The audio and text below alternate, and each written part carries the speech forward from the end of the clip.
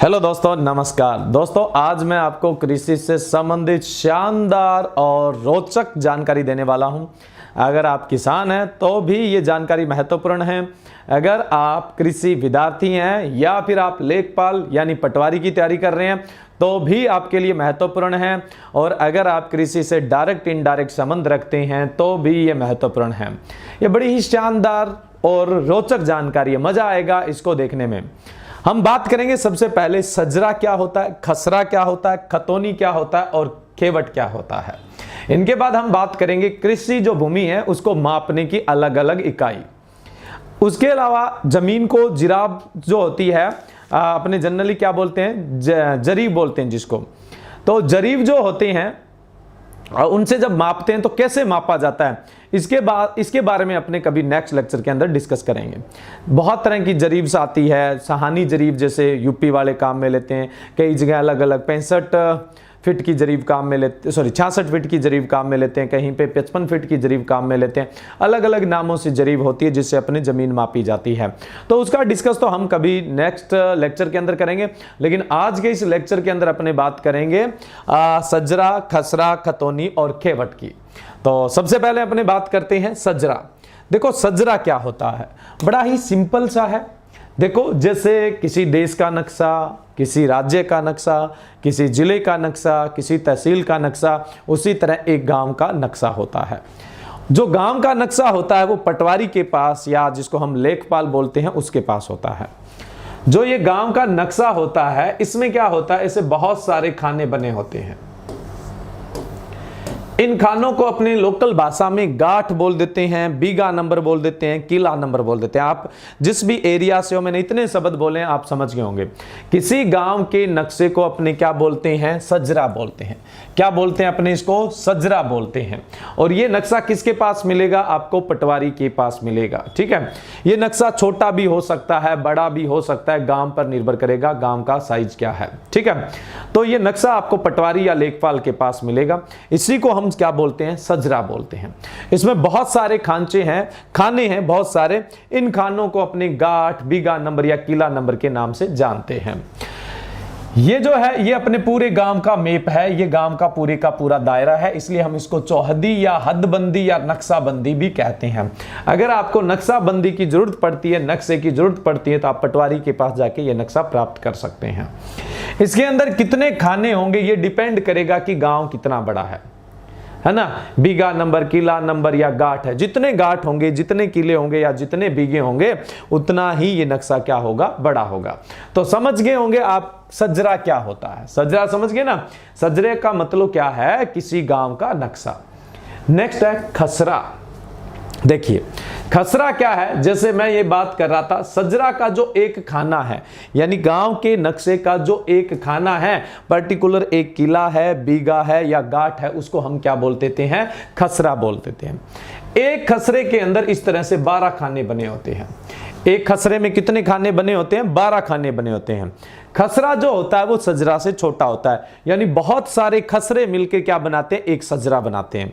बहुत सारे खसरे मिलकर क्या बनाते हैं, एक सजरा। सजरा गांव का नक्शा है, उसमें एक बीघा, एक गांठ या एक किला जहां पर जो प्रचलित होता है वो क्या कहलाता है, खसरा कहलाता है। इनका एक नंबर दिया होता है, 1 number, 2 number, 3 number, 4 number, 5 number, 6 number, 7 number, 8, 9, 10, 11, 12, 13, 14, 15, इस तरह से इनके नंबर दिए होते हैं। तो इसको हम क्या बोल देते हैं, खसरा बोल देते हैं। इस पूरे सजरे में से जो एक भाग है उसको हम क्या बोलेंगे, खसरा बोलेंगे। समझ गए होंगे खसरा क्या होता है। अब जब आप जमाबंदी निकलवाते हैं तो उसमें खसरा नंबर लिखा होता है ना, तो खसरे का मतलब ये होता है।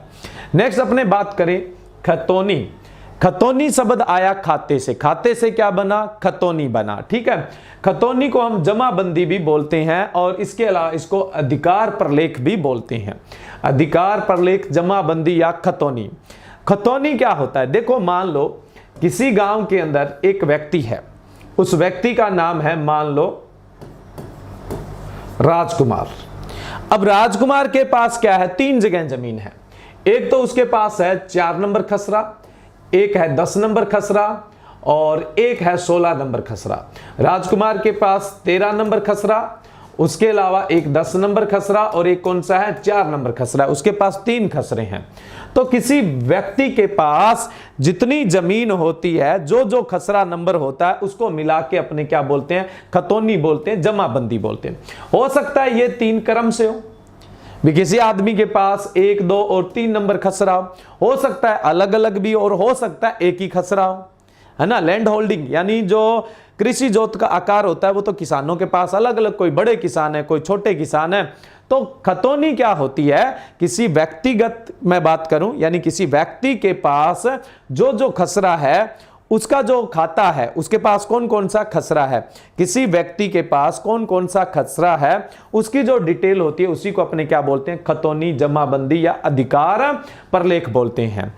अब जब अपने जमाबंदी या खतौनी निकलाते हैं तो इसके अंदर क्या होता है, उसका नाम, उसके पिता का नाम, ठीक है, उसकी जाति, उसके घर के जो सदस्य हैं उनके बारे में, इससे पहले ये जमीन किसके नाम थी, उससे पहले ये किसके नाम थी, ये सब उसके अंदर दिया होता है, इंगित किया होता है। समझ गए ना आप? यानी जो खरीदने की चेन होती है वो भी इसके अंदर दी होती है। तो ये क्या कहलाती है, खतौनी या फिर जमाबंदी, या फिर इसको अपने क्या बोलते हैं, अधिकार परलेख। आपके नाम जमीन है, जब आप अपनी जमीन का खाता निकलाएंगे तो आपके पास कौन कौन सा खसरा नंबर है उसकी पूरी डिटेल आ जाती है। उसी को अपने क्या बोलते हैं, खतौनी बोलते हैं, जमाबंदी बोलते हैं, या फिर उसी को अपने क्या बोलते हैं, अधिकार परलेख बोलते हैं। समझ गए? मैंने कहा जो खसरा होता है, एक खसरे में कितने खाने होते हैं, 12 खाने होते हैं। इसी तरह खतौनी के अंदर 22 खाने बनाए जाते हैं। खतौनी में कितने खाने बनाए जाते हैं, 22 खाने बनाए जाते हैं। क्लियर है यहां तक? अब देखो खेवट क्या होता है। खेवट एक तरह से खतौनी होती है। खेवट जो है वो अपने आप में एक खतौनी होती है। जो जमीन के मालिक है उनकी जो लिस्ट होती है उसी को अपने क्या बोलते हैं, खेवट। जो खसरे के मालिक है उनकी लिस्ट को अपने क्या बोला जाता है, खेवट बोला जाता है। तो खेवट अपने आप में किसका प्रकार होता है, खतौनी का प्रकार होता है। अब देखो इस खसरे के अंदर अपने क्या देखते हैं कि कौन कौन सी फसल लगाई जाती है। इस खसरे के अंदर कौन कौन सी फसल लगाई जाती है, यहां की मर्दा कैसी है, यहां पर खरीफ में, रबी में और जायद में, यानी वर्षा ऋतु में, शरद ऋतु में और ग्रीष्म ऋतु में कौन कौन सी फसल लगाई जाती है। मर्दा कैसी है, बंजर है, खेती होती है, लवणीय है, सारीय है, किस तरह की है उसकी जानकारी। उसके अलावा यहां पर किस तरह के पेड़ लगे हुए हैं उसकी भी जानकारी, यहां पे कितनी प्लांटिंग हो रखी है उस सब की जानकारी होती है खसरा के अंदर। और ये जानकारी साल में 3 बार अपडेट होती है। यानी जो लेखपाल अधिकारी होता है, यानी जो पटवारी होता है, वो हर खसरे में एक साल में 3 बार जाएगा और उसकी जानकारी लेगा और उसको अपडेट करेगा। कौन सी फसल लगाई जाती है, मर्दा कैसी है, समस्याग्रस्त तो नहीं है, लवणीय सारीय तो नहीं है, यहां पे कोई पेड़ लगे हुए हैं तो कौन से पेड़ लगे हुए हैं, इन सब की जानकारी साल में 3 बार अपडेट करेगा ही करेगा। एक साल में कितनी बार जानकारी अपडेट करेगा, 3 बार जानकारी अपडेट करेगा। तो जो पटवारी है, लेखपाल है, वो क्या करेगा, साल में 3 बार उस प्रत्येक खसरे के अंदर जाएगा और उसकी रिपोर्ट तैयार करेगा ना। यानी उसमें क्या फसल लगी है, कैसी मिट्टी है, जैसा कि मैंने बताया कैसा प्लांटेशन है, इन सब की जानकारी। यानी एक साल में खसरा कितनी बार संशोधित होता है, 3 बार। ये लेखपाल की या पटवारी की ड्यूटी बनती है कि वो 3 बार जाके क्या करेगा, संशोधित करेगा ही करेगा। उसके बाद हमने बोली खतौनी, जमाबंदी या अधिकार परलेख। ये क्या एक किसान का खाता है एक तरह से ना, उसके पास कौन कौन से जमीन है, कौन कौन सा गांठ है या कौन कौन सा उसके पास खसरा है, तो ये क्या है उसकी जानकारी होती है। जैसे मैंने बताया कि एक किसान के पास जो राजकुमार है उसके पास 4 नंबर, 10 नंबर और 13 नंबर क्या है, खसरा है। तो उसकी जो पूरी डिटेल है वो किसमें मिलेगी, खतौनी या जमाबंदी में मिलेगी। मैंने कहा था एक साल में जो खसरा है वो कितनी बार अपडेट होता है, यानी कितनी बार उसमें संशोधन होता है, 3 बार। लेकिन जो जमाबंदी या खतौनी या फिर जो अधिकार परलेख होते हैं वो कितने साल में संशोधित होता है, 5 साल में संशोधित होता है। जमाबंदी या खतौनी है वो क्या है, 5 साल में संशोधित होती है। अब आप समझ गए होंगे सजरा क्या है? पूरे गांव का नक्शा। पूरे गांव के नक्शे को हमने कई खानों के अंदर बांट रखा है, ठीक है। प्रत्येक खाने को अपने गांठ, किला या बीघा जो होता है उसको क्या बोलते हैं? खसरा। इनको एक नंबर दिया जाता है, 1 नंबर, 2 नंबर, 3 नंबर, इस तरह से, यानी खसरा नंबर इनको दिए जाते हैं। खसरा को जो है वो लेखपाल अधिकारी या पटवारी जिसको बोलते हैं, वो साल में 3 बार जाके संशोधित करता है। कौन कौन सी फसल में? खरीफ, रबी और जायद की फसल में, यानी वर्षा ऋतु की फसल, रबी की फसल और जायद की फसल में जाके संशोधित करता है, यानी साल में ये 3 बार संशोधित होता है। खतौनी, जमाबंदी या अधिकार प्रलेख क्या है? एक किसान का खाता है, उसमें उसकी पूरी डिटेल होती है कि उसके पास कौन कौन सा खसरा नंबर या किला नंबर है, उसकी पूरी डिटेल होती है। और ये 5 साल में अपडेट होता है। 5 साल में इसमें क्या होता है? 1 बार संशोधन होता है। तो संशोधन का समय कितना होता है? 5 साल। और खेवट क्या होती है? जितने भी जमीन के मालिक होते हैं, जितने भी खसरे के मालिक होते हैं, उनकी जो लिस्ट होती है उसको अपने क्या बोल देते हैं? खेवट। खेवट बोले तो एक तरह की खतौनी होती है, एक सामूहिक रूप से क्या होती है? खतौनी होती है। तो आप समझ गए होंगे, ये जो सजरा है ये भी पटवारी या लेखपाल के पास मिलेगा। खसरे की भी पूरी जानकारी पटवारी या लेखपाल के पास। खतौनी, जमाबंदी या अधिकारी प्रलेख जो है, अधिकार प्रलेख है, वो भी किसके पास होंगे? पटवारी के पास। और खेवट है, इसकी भी जानकारी किसके पास होगी? लेखपाल अधिकारी या पटवारी के पास होती है। समझ गए होंगे आप। कई बार पूछ लिया जाता है इनमें से सबसे छोटी इकाई कौन सी है? देखो, सबसे छोटा होता है खसरा। खसरा। खसरे से जो बड़ा होता है वो क्या होता है? खतौनी होती है। खतौनी को हमने बड़ा क्यों माना? क्योंकि एक व्यक्ति के पास एक से ज्यादा खसरे हो सकते हैं, वो एक साथ भी हो सकते हैं और अलग अलग जगह भी हो सकते हैं, ठीक है। और खतौनी से जो बड़ा होता है वो क्या होता है? सजरा होता है। सजरा बोले तो गांव का नक्शा, और गांव का नक्शा एक ही होता है, कोई अलग अलग नक्शे तो होते नहीं, फिक्स उसका मैप होता है। जैसे किसी देश का, किसी राज्य का, किसी जिले का मैप होता है, उसी तरह से एक गांव का नक्शा होता है, उसको अपने क्या बोलते हैं? सजरा। तो सबसे छोटा खसरा, उससे बड़ा खतौनी और उससे बड़ा क्या होता है? सजरा होता है। उम्मीद करता हूं आपको यह समझ में आ गया होगा और ये आपको शानदार जानकारी भी लगी होगी। नेक्स्ट अपने बात करते हैं कृषि भूमि से संबंधित जो कुछ इकाइयां होती है जो कृषि भूमि को मापने के लिए काम आती है। सबसे पहले हम बात करते हैं 1 गज। 1 गज के बराबर कितना होता है? 2.986 फीट होता है। 2.986 फीट होता है। 1 गज का मतलब ये होता है। उसके बाद हम बात करें 1 बीघा। 1 बीघा के अंदर हेक्टेयर कितने होते हैं? 1 बीघा में 0.253 हेक्टेयर होते हैं। 1 बीघा में 0.253 हेक्टेयर होते हैं।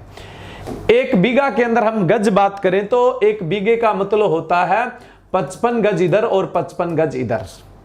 जो साइनी जरीब जो आती है जिससे अपने भूमि मापते हैं, उसकी जो लंबाई होती है वो लगभग कितनी होती है? 55 गज होती है। कितनी लंबाई होती है? 55 गज होती है। उसके अलावा और भी कई जरीब आती है जो 66 फीट की भी आती है, कोई अलग अलग की आती है। साहनी जो जरीब है उसकी जो लंबाई होती है वो 55 फीट। ये साहनी जरीब क्या होता है? ये भूमि को मापने के लिए क्या होता है? ये कई कड़ियों की बनी हुई एक लंबी चेन होती है जिसको अपने जरीब बोलते हैं, जो भूमि मापने के काम आती है। बाद में बात करेंगे। तो 1 बीघे का मतलब होता है 55 गज ही लंबा, 55 गज ही चौड़ा, यानी 3025 वर्ग गज होता है। 3025 वर्ग गज होता है। 1 बीघे में अगर हम वर्ग फीट की बात करें तो कितना वर्ग फीट होता है? 27,225 वर्ग फीट होता है। 27,225 वर्ग फीट होता है, यानी 165 फीट ही लंबा और 165 फीट ही क्या होता है? चौड़ा। 165 इंटू 165 का जो एरिया होता है फीट के अंदर वो 1 बीघा होता है। गज में बात करें तो 55 इंटू 55 का जो एरिया होता है, 55 इंटू 55 गज का एरिया होता है, उसको 1 बीघा कहा जाता है। 1 बीघा में एयर की बात करें, एकड़ नहीं लिखा हुआ है, एयर लिखा हुआ है, एयर लिखा हुआ है। 1 बीघा में 25 एयर होते हैं। 1 बीघा में कितने एयर होते हैं? 25 एयर होते हैं। और अगर 1 बीघा में बिस्वा की बात की जाए तो कितने बिस्वा होते हैं? 20 बिस्वा होते हैं। 1 बीघा में 20 बिस्वा होते हैं। 1 बीघा में वर्ग मीटर कितना होता है? 2529.28 2529.28 वर्ग मीटर होता है 1 बीघे के अंदर, ठीक है। 1 बीघा में अगर एकड़ की बात करें तो 1 बीघा में एकड़ होता है 0.625 एकड़ होता है। 1 बीघा में 0.625 एकड़ होता है। यह सारी की सारी कहानी मैंने बीघे से संबंधित आपको बता दी। और अगर आप कृषि छात्र हैं या पटवारी या लेखपाल के एग्जाम की तैयारी करते हैं तो यह डेटा आपको याद होना ही चाहिए। सीधे सीधे क्वेश्चन आते हैं यहां से। अब हम बात करें एकड़ की। एकड़ होता है वो बीघे से बड़ा होता है, तो एक एकड़ में 1.5995 बीघा होते हैं। एक एकड़ में 1.59 याद रख लोगे, या सीधा 1.6 राउंड फिगर में 1.6 बीघा याद रख सकते हो। डिटेल में जाओगे तो 1.5995 बीघा, और अपने सीधा बोले एक एकड़ में 1.6 बीघा होता है। क्लियर है आपके? नेक्स्ट है एक एकड़ में वर्ग गज की बात की जाए तो एक एकड़ में कितना वर्ग गज होता है? 4840 वर्ग गज होता है। 4840 वर्ग गज होता है। अब अपने बात करें एक एकड़ में वर्ग मीटर कितना होता है? एक एकड़ में 4047 वर्ग मीटर होता है। और एक एकड़ के अंदर बिस्वा की बात करें तो 31.99 बिस्वा होते हैं, लगभग 32 बिस्वा के पास, लगभग 32 बिस्वा के पास। एक एकड़ में 31.99 बिस्वा होते हैं। और एक एकड़ में अगर हेक्टेयर की बात की जाए, एक एकड़ में अगर हेक्टेयर की बात की जाए तो 0.4046 हेक्टेयर होता है। कितना होता है? एक एकड़ में 0.4046 हेक्टेयर होता है। सीधा सिंपल अगर हम बोलें तो एक एकड़ में 0.40 हेक्टेयर होता है। अब हम बात करते हैं एयर की, ये बात होगी एकड़ की। एक एयर का मतलब है 121 वर्ग गज, और सीधा सीधा एक एयर का मतलब होता है 100 वर्ग मीटर। एक एयर का मतलब कितना होता है? 100 वर्ग मीटर होता है। अब देखो एक हेक्टर में कितने एयर हो जाएंगे? 100 एयर हो जाएंगे, क्योंकि एक हेक्टर बराबर कितना होता है? एक हेक्टर बराबर 10,000 वर्ग मीटर होता है। एक हेक्टर बराबर कितना वर्ग मीटर होता है? 10,000 वर्ग मीटर होता है। और एक हेक्टर में बीघा कितने होते हैं? राउंड फिगर में तो आप लोग 4 बीघा बोल देते हैं, लेकिन एक्यूरेट की बात करें तो 3.95 बीघा होता है। 3.95 बीघा। एक हेक्टर के अंदर एकड़ कितना होता है? एक हेक्टर में एकड़ होता है 2.47। कितना होता है? 2.47 एकड़ होता है। और एक हेक्टर के अंदर वर्ग फीट कितना होता है? एक हेक्टर के अंदर 1,07,639 वर्ग फीट होता है। एक हेक्टर में 1,07,639 वर्ग फीट होता है। और एक बिस्वा में अगर हेक्टर पूछ ले तो कितना होता है? 0.0126 हेक्टेयर होता है। सबसे छोटा क्या होगा यहां पे? सबसे छोटा होता है जनरली, अगर हम सबसे छोटे की बात करें तो यहां पे बिस्वा। बिस्वा से बड़ा क्या होता है? बीघा। बीघे से बड़ा क्या होता है? एकड़। और एकड़ से बड़ा क्या होता है? हेक्टेयर। सबसे छोटा बिस्वा, उसके बाद बीघा, और उसके बाद अपने क्या बात करेंगे? एकड़। और एकड़ के बाद क्या होता है? हेक्टेयर होता है। तो ये कृषि से संबंधित बहुत सारी इकाइयां जो मैंने आपको यहां बता दी कृषि भूमि को मापने की। अगर आपको इनके बारे में जानकारी नहीं है तो आप यहां से स्क्रीनशॉट ले लीजिए। ये स्क्रीनशॉट आपके बहुत काम आने वाला है। बहुत सारे एग्जाम में सीधा सीधा यहां से क्वेश्चन पूछा जाता है। अब अपने चलें नेक्स्ट के अंदर। तो आज के जो इस लेक्चर के अंदर मैंने आपको बहुत शानदार और रोचक जानकारी दी है, जो आपको एक साथ कहीं पर नहीं मिलती है। अगर आपको ये लेक्चर बहुत शानदार लगा है तो इसको ज्यादा से ज्यादा शेयर करें, ताकि ज्यादा से ज्यादा लोगों को इसके बारे में जानकारी मिल सके। तो आज बस इतना ही। Thank you.